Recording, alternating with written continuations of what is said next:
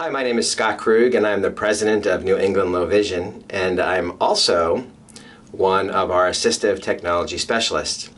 I've been with the company since its founding in 2009, and I have been working in the field of low vision since 1992. We had a student up north.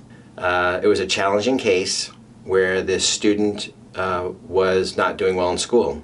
And so we were called to come to the school. And so when we get there, after reading all the reports and having a chance to work with the student one-on-one, it seemed as if the student didn't have any visual problems.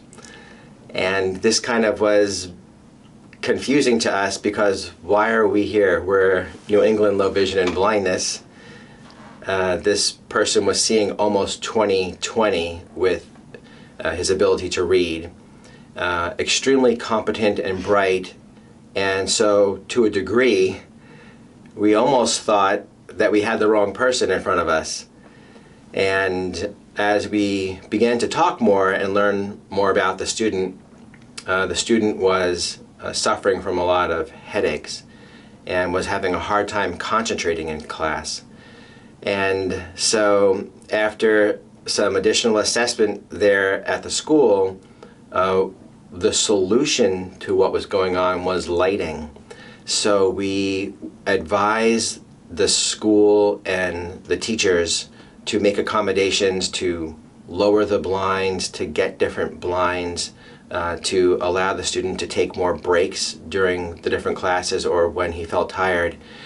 So in the end, even though we have a lot of technology for people with low vision and technology for people with blindness, and we know a lot about all of the different accessibility apps that can be utilized, primarily the solution for this student was none of the above. It was lighting.